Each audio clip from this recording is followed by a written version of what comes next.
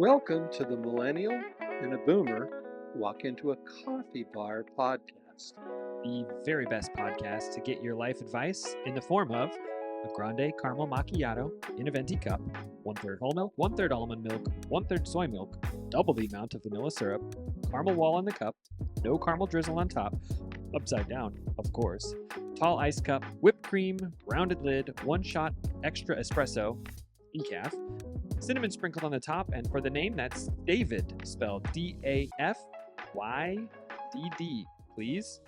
Or to get your business, finance, and life support black coffee advice, I'm Dan, I'm a Boomer. And I'm Chase, the Millennial. Thanks for joining us today.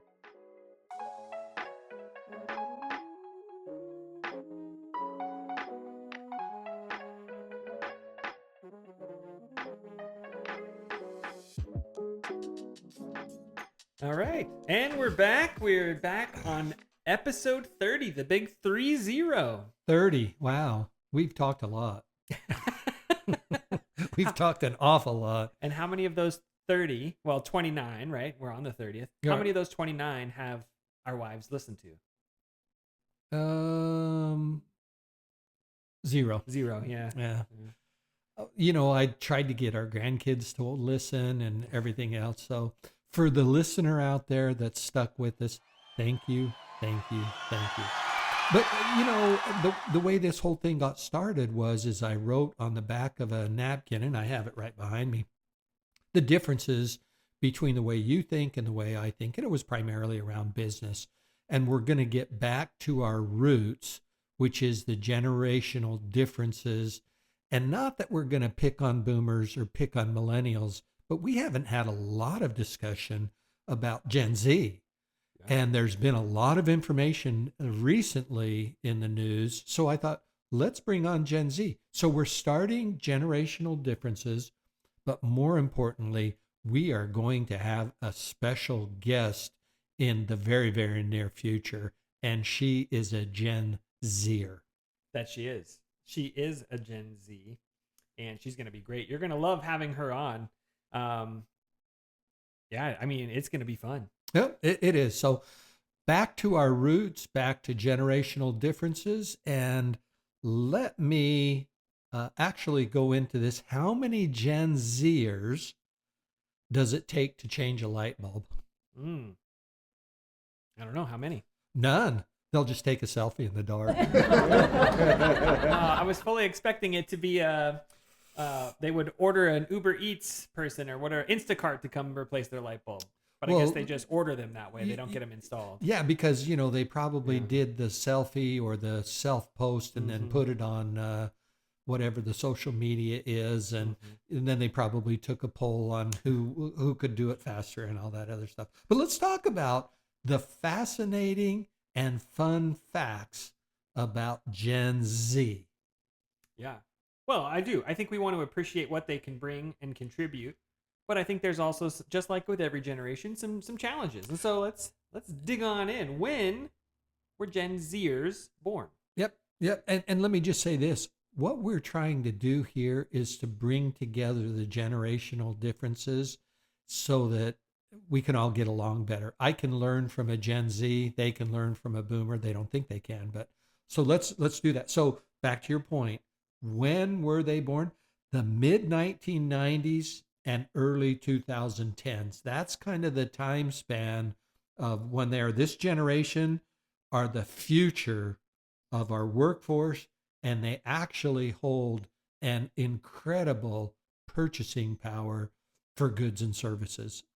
I'm really excited for one of our future episodes. I can't remember if it's the next one or two from now, but we're going to be talking about Gen Z in the workforce, and it's fascinating. Oh, it is. It's great because they're there and they're here. Now, these are after you, right? You're a millennial and you're in that an time elder frame. millennial. Get it right? Okay, an elder millennial. All millennials are wet behind the ears in my idea. Yeah. So, but yeah, this is the generation after you. And have you recognized and realized the big difference between millennials and Gen Z people? Yeah. Oh, big time. Well, I recognize the big difference between elder millennials and younger millennials. Yeah, that's true. And then when you compare millennials to Gen Z, because we really grew up completely different. Yeah. We were that bridge between the two types of growing up. So much happened during the millennial growing up periods and the Gen Z. I mean, in electronics, in politics, in world everything. It was just an amazing thing. So let's talk about Gen Z, fun facts, and let's shed a little bit of light on their behaviors, their preferences, and their challenges.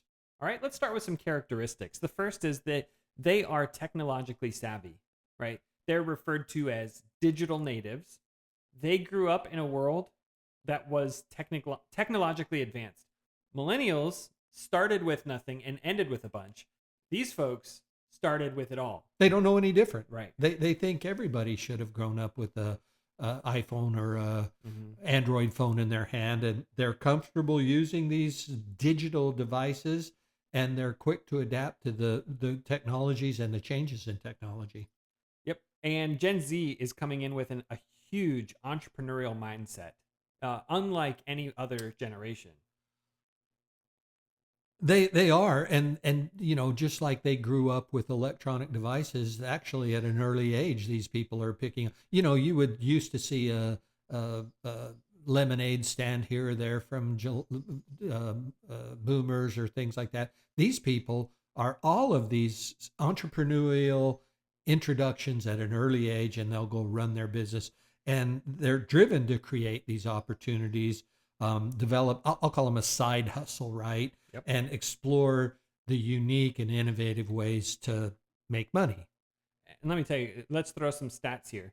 According to Fortune, right, that's a very reputable magazine and news information space here. Roughly 50% of Gen Zers are interested in starting their own business. Wow. 50%. Now, Wow. I'm the educator, and I'm looking at the schools that we have kids in. They're not preparing those 50% to own their own business.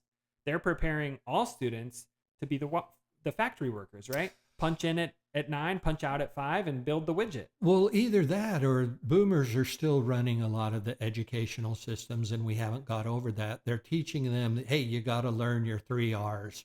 Not so. And this is a good evidence of why that's not a great idea. If 50% want to start their own gig, we should be teaching those about how to accelerate that, or how to be introduced to that. Yep. Yeah. So entrepreneurial, unlike any other generation in recent memory. Yep. They're also extremely diverse, right? And inclusive. Now, I tell you, boomers kind of roll our eyes, oh, diversity, oh, inclusion, and all that stuff. But this is kind of legit. Gen Z celebrates diversity and values inclusivity. They really grasp the differences in people, the differences in race, gender, sexual orientation, and they make efforts to bring people all together in that. And I applaud them for that, if you don't take it a little bit too far. And I think maybe the millennials are getting a little disenfranchised with the level to which this has been taken. But I do. I think so. And I'm going to say it. I'm going to say it out loud. This generation is that group that advocates for social justice. They think there's been a disservice and an injustice to a lot of people, and they think they're the group that has been assigned to fix it. Now, I'm not saying that it's not broken, equality and social practices and things like that, but you got to go in with your eyes wide open, and there's some things that definitely need to be fixed. These guys, I think, are going to be the champions of that to the nth degree. Yeah. You know, it's interesting. We were actually talking about this with several of our millennial friends this last week. It seems like when you look at things like Disney, right? Disney's gone all in on making sure that every people group is represented. It feels like Disney had it right back in the 90s. You look at some of these movies from the 90s, and there's a little bit of everything in those movies before they were trying. And then they started trying, and now it's like, oh, you're cramming it down people's throats. Why don't you just go back to being normal, right, and treating everyone equally? It's interesting. I don't know. Well, it is interesting. And, you know, a lot of people that really value inclusion and inclusivity and some of the diversity and things like that, they want you to be tolerant of it, and yet they're intolerant of some of the other aspects of things. And so it's a slippery slope in a couple of different applications. But I tell you, this group is all Yeah. about diversity and inclusivity, and how they manage that is going to be pretty telling. And more importantly, the response from other Yeah. generational groups on how they respond to that. But in addition to that, they're very socially conscious. Yep. Right? They're highly aware of those social and environmental issues. They actively participate in those movements and protests and engage in conversations regarding topics such as climate change or racial equality, mental health awareness, all these different things. I do feel like they're more active in participating, but less, how do you say it? They're less effective in the conversation because it's no longer a conversation. It's who can use the worst name, as you say, you disagree with me. Yeah. And yeah, they can't like exactly. explain the background of why they agree with it. So let me tell you, they see this as great strides for humanity. Boomers roll their eyes and say, this is the source of all of our problems. There's got to be a happy road somewhere in between. We've got to be able to value some of the things that they're bringing to the table, but they've got to be able to shape and monitor, or shape and mold those to the actual benefit of society, rather than, hey, we've been ripped off all of our life and you're going to fix it. So Yeah, I mean, you look at it from both perspectives. The Gen Zers are looking at the boomers. Oh, all they care about in business is the almighty dollar. And the boomers are like, all they care about is social justice. yeah, that's right. Well, how do we bridge that how do we gap? bridge that? I guess millennials, Yeah. just the perfect generation. I don't know, right in the middle. Oh my, I can't believe you just said that. So that's why we have this podcast, is to Yeah. bring everybody together. Listen to what we're saying are kind of the characteristics of them, and then let's work to. We all have characteristics of what we've got, but let's jump into some fun facts, because boy, this is a group of people and a generation that they're actually pretty funny. Yeah, there's some good stuff here. It's funny because the first thing here is it's early internet adopters, but I think it's more than just that. It's really early adopters, because they're where we grew up, and as we were kind of becoming teenagers and young adults, we were then getting some social media and different things. Yeah. These kids don't know anything different, but it's not just about the actual internet. Now it's about all the wearable devices. They've got these. We had mood rings, right? They just changed color based on your mood. Apparently, I don't know. I don't think that's real, but we had mood rings. Now they've got rings that measure your sleep, and they measure your activity, and they measure your stress levels, and they measure your heart rate, and like all these different things. And that's normal to them. I had just heard about that this week. I had no idea. You buy this very expensive ring, you put it on, you buy a service, and it records all these things about what you're doing. And I'm with you. The mood ring, depending on what color was, is what you're going through. And I don't even know that they work that well, but I think these, what are these called? And they come in different colors. I'm a millennial, man. I don't know. Oh, okay. But you're right. These early internet adopters, they don't know anything different. They grew up with Facebook, Instagram, Snapchat, and they cannot remember a time when there was not social media. They think everybody should be the understanding of social media. And they look at me like, what's wrong with you, old man, when you're trying to do something that is very difficult for us to do? Yeah. Like turn on a phone or... Well, back in your day, the phone would just you'd hang up on the wall, right? Yeah.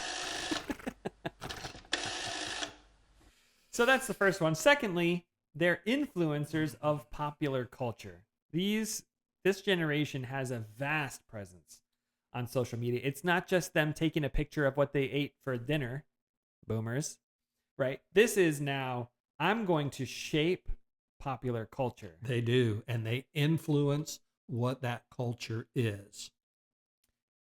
And this is really interesting because we're in a time, oh man, we're losing so many people on this episode. This is an interesting time because influencers are the unknown key to political campaigns right now. They are are. paying these people thousands and tens of thousands and hundreds of thousands of dollars to talk about their preferred candidate. And they're literally driving the next generation. The next generation, a lot of these kiddos have no idea the policy stance of a lot of these politicians. But their favorite influencer said, I voted for XYZ candidate. You should too. And they're going to go vote for that person. These social influencers are idolized by a lot of the Gen Z people. The media influencers are the bomb diddy bomb when it comes to fashion, when it comes to lifestyle preferences, and when it comes to even purchasing decisions.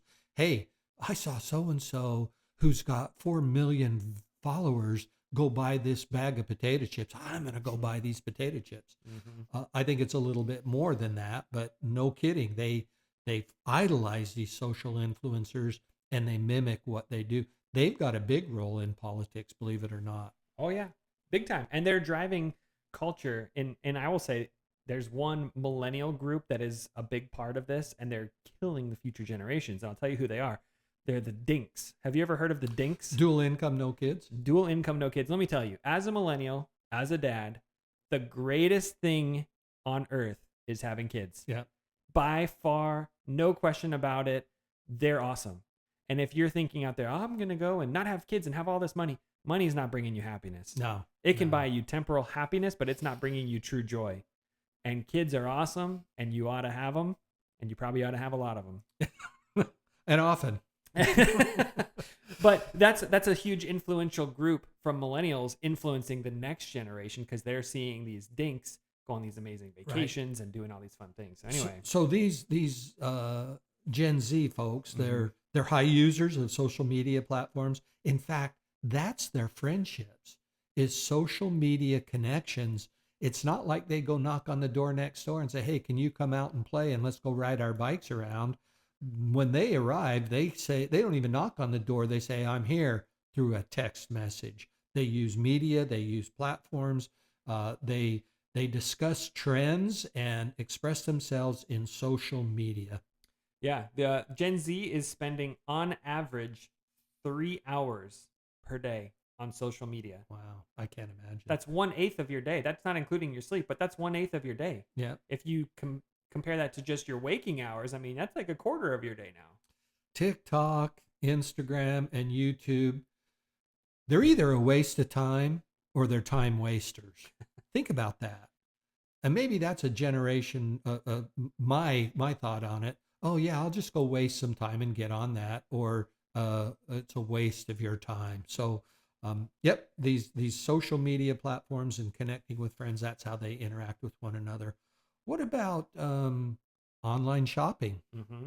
Yeah, Gen Z prefers to do it online as opposed to traditional brick and mortar stores. And I'll tell you a funny generational thing about online shopping. You've got the boomers who are just now starting to figure out some Amazon stuff, right? But then you've got millennials who we do some. It's kind of half and half. A millennial still wants to go to a store and try something on before they buy it. And then you've got Gen Z that just buy everything online. Now there's a huge difference between these last two, because have you heard of this? It's called a millennial computer purchase. Have you heard this? Uh-uh. All right. So Gen Z, they will buy anything and everything. Does not matter. They want to buy it online, mostly on a phone. They're not buying stuff on computers. But a millennial will have certain things like, oh, if it's like $5 thing on Amazon or whatever, I'll buy it for my phone. But there's a mental thing with millennials. As it gets to be a certain importance or price, it now becomes a laptop purchase. And so millennials will put their phone away and they'll pull out, like, you're buying airfare? This is a big commitment. I got to be able to see all this stuff and I got to do all these things. And millennials pull out a computer but for that. But if you're buying chicken wings, you just do it on your phone you just, wow, I had not heard of that. Yeah, it's a big joke because millennials can't buy expensive things on their phone. But Gen Z, they're like, I don't care. I just spent, $30,000 on whatever. On their phone. Wow. So, wow. Yeah, they do have a preference for online shopping. And let me tell you, one of the best things that you can look at, and millennials and Gen Zers especially, is online reviews. Mm-hmm. Well, where do you want to go eat? Well, let's go eat at Pete's. Well, how many stars did it get? Oh, let's read reviews. they go into that. I'm lucky if I can even find the stars and find out what that is. But that's how they base a lot of their purchasing power in, is what customer reviews have stated. That's why you really can't tick people off these days, or you'll get lambasted on your social reviews. And then that can be very detrimental or a good thing for a company if they get good reviews. Yeah. Well, let me help you. Can I help you real quick? It's not just the number of stars, but then the number of people who've reviewed to get those stars.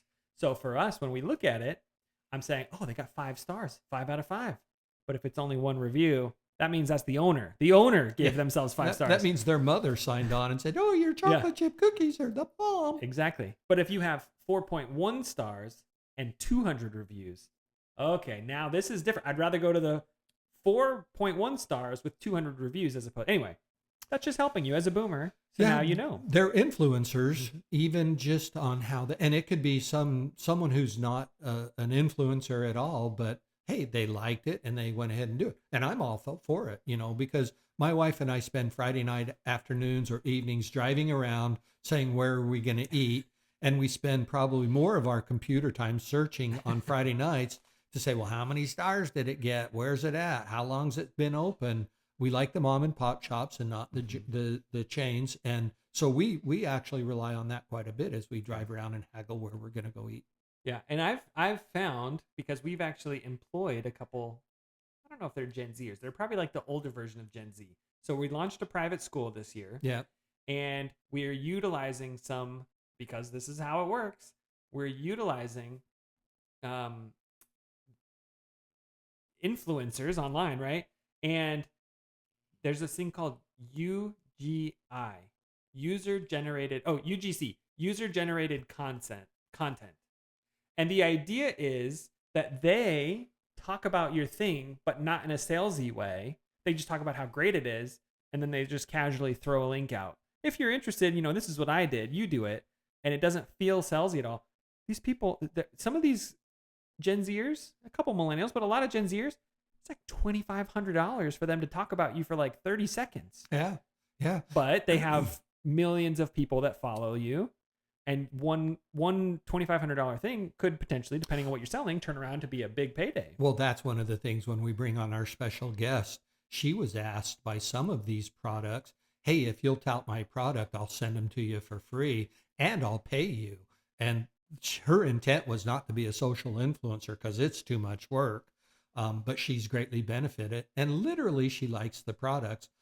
She wouldn't do it if she didn't like the product. So the last thing in kind of what we're going to do about fun facts is these Gen Z people, they embrace and love and refuse to get off of the remote work culture. And if you've listened to our podcast for any stretch of time, the boomer hates oh my remote goodness, work. That has lessened our ability to have good employees, I think, than any other. Now, there are some jobs that are fine working remote, but there are some jobs, most of the jobs, that are not. You can learn more around the coffee pot, cheers, by doing that than you can. And just even walking by someone's cubicle or high-walled office and learn just by talking. It's the COVID-19 pandemic was a Gen Z aha moment, right? Where they quickly adapted to remote work and online learning, and they're comfortable using digital collaboration tools and have a strong desire for work-life balance. I think that all kind of fits together because, if you're home, you're closer to your life and living than you are when you have to have an hour drive to work. Yeah. Well, it's a tricky one. I know you dislike it very strongly. I dislike it in some instances. But millennials, I think, are more of the hybrid nature. I think so. We do like that culture and the ability to walk past and see, but we want to work from home on Mondays and Fridays and every day that ends with the word day. But we also appreciate it because we were there before everyone went home. And so we realize what that is and can be, and the creative aspect that you can get. Like, you don't care about the creative, you care about learning about what Rocket Motor is doing what and where it is in the process and pipeline, right? for us, it's the creative aspect. It's different Right. when you're Right. designing and creating and Knowledge can be gained by just talking. And I think a lot of about the business and the work and everything else is a face-to-face. So yeah. Well, let's finish out here. We've got about 3 or 4 more minutes left on our podcast. okay, let's talk challenges faced by Gen Z, and I'll come up with what I think the biggest one is mental health concerns, right? Yeah, they're entering the workforce with high levels of stress. They're going through school with high levels of anxiety. They've got academic pressure, social media comparison. There's just a lot of pieces that get them to an uncertain future, contributing to what they're calling mental health issues. Now, this one's a tricky one because we're going to lose a lot of listeners. I think if we got away from computers and got outside in the sunshine and maybe into the mountains or at a beach and just put the tech down, I think some of the mental health issues would probably go away. We all had academic pressure. We all had work and stress and anxiety. I think the big difference is it's more prevalent to see what other people are doing by social media, and you start comparing yourself to other people. And I think that's a big part of the stress. If one person has vacations and a good car and this and that, and it's in your face, you're going to say, what's wrong with me? Or why didn't I have it? And woe is me. Don't compare yourself to other people. Generate your own success and live it and own it. Don't be a comparison shopper. It's uncertain It's future. a twofold process, I think. Number one, they compare with people over here. Yeah. But then there's this new thing where culturally, and you know how I feel about culture, it's broken. Culturally, we're saying it's okay to have mental health problems. Everyone has mental health problems. I have mental health. You have everybody has mental health problems. And so what do the kids say? Well, if everyone does, I probably do too. I probably got it, right? And now I'm mentally accepting I've got mental health problems. And then I look at my phone and, oh man, see, I don't have what they have. It's probably because of my mental health problems. And it's this death spiral. And so, I'm no doctor. I don't even play one on TV. But the point is, I think it's really important. Put the phone away. Yeah. I think that solves a lot of problems. And get outside and get some exercise and things like that. You just said 3 hours on social media. 3 hours. 1/8 of your day. Cut that back by an hour and only spend 2 hours and get out there and go ride a bike or go do some things like that. Yeah, I think that's good. So uncertain future contributes to that mental health, but you can control your own destiny and things like that. What about economic instability? Gen Z came into the workforce during an economic downturn. All they know is challenge and difficulty, and times are tough in finding stable employment or financial independence. They think, wow, woe is me. It's just, and job security as well. They want to prioritize that, but in a lot of instances, you see a lot of Gen Z people have been through more than one job, even early in their career. Yeah, and we're going to talk about that on a future episode. Here's what I think is interesting. As a millennial, we came into the workforce during the 2008 financial downturn. And I think it gave us a lot of frustration and distrust of the system, generally speaking. And I think Gen Z is doing the same thing. And this is probably not good for the system because we're saying, well, the system's broken. Why am I going to continue operating in that? And that's why I think you're seeing a lot of the Gen Z say, we saw millennials go through it. We were kids, but we saw the millennials go through it. And it hadn't got any better. And so why would I go back into that system? Instead, I'm going to go start my own business. I'm going to be my own boss. I'm going to work from home without a boomer telling me to come into the office. Exactly. And so they're seeking that stability that they don't see in the system as is. And personally, I think this one's good. I think look at it, see that it's broken, and let's see some really cool new businesses start. You're going to see a lot of innovation come out of it. Well, and you've even seen it in education. My dad, you got to go get a college degree. And I love my dad dearly and everything.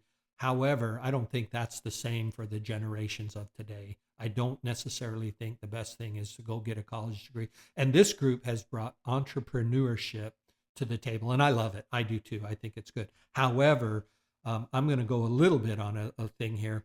They're all about this climate change awareness. And I think there's really good things associated with sustainability and environmental and everything else.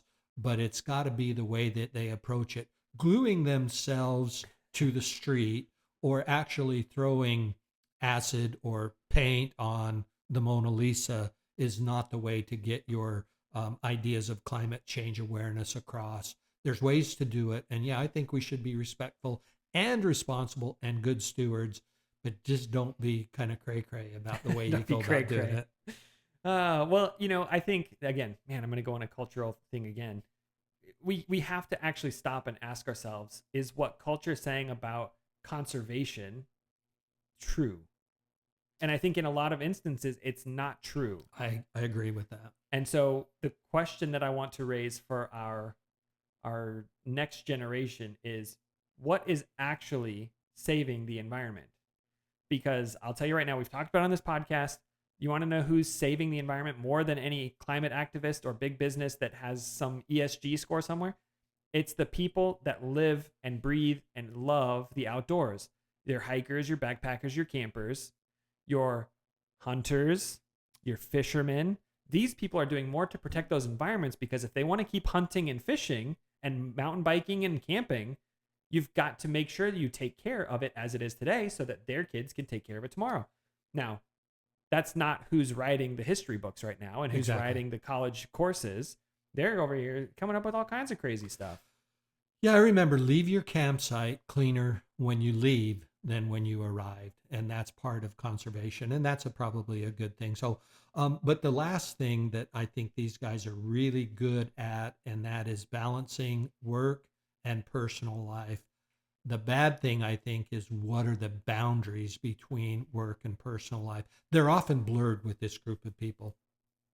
And boomers don't like blurriness. They like the black and white. That's right. This is where I work. This is where I work. Then I go home, and then I'm home. But let's be honest. These kiddos are going to take their lunch break and walk the dog. They'll be back in time for the meeting, but they're not at their computer when you want them before the meeting to talk through the meeting that you're about to have, where you talk about the thing you're going to talk about. Well, constant connectivity to social media during a workplace environment is not a good thing, right? And they say, well, I'm balancing my life and my work. No, when you're legitimately working, earn your paycheck and give your employee every penny that they're worth, right? Mm-hmm. Most people in the boomers, we did a disservice to ourselves because we gave our employee more than what we were compensated for. I just don't want to see the future generations give our employees less than what they're compensated for and cry out. The basis of that is work-life balance. Strive to find a balance and prioritize your self-care, your mental, all of that, and maintain an overall well-being at the same time of giving your employee or what is due to that person. By the way, they pay you for a wage. I think this is a really interesting conversation because we were talking just yesterday. I was out with a couple of other millennials, and we were talking about how different it is depending on which country you live in, what the acceptable or appropriate amount of time to work is. Some countries, 30 hours a week, that's standard. America, the minimum expectation is 40, but the real expectation is 50. Yep. And who's happier? I don't know. If you want to hear us have that conversation more in depth, comment on the podcast, whether YouTube or whatever, and just let us know economic differences in hours worked, and we'll create a podcast about it if we get enough. Yeah, feedback. We've dragged this one on. This is a little bit longer than what we would normally do, but let me tell you, it's important to understand the inner workings of these generations before we can start to get along and put it all together. Some of these things that these guys do are fabulous, and I'm all supportive of it. And then if they can be my friend, I'll be their friend too. I was going to say, you are along with a bunch of millennials out there. What is a group of millennials? Is it a crowd or is it a pack? I don't know. I think it's probably a gander. A gaggle, a Google. Anyway, we've done it, and we've kind of broached the subject. Listen to our next episode because it's going to be great about the employment of Gen Z people, and you're not going to want to miss it. So in the effort of making people understand one another just because it's different doesn't mean it's wrong. Have a great afternoon.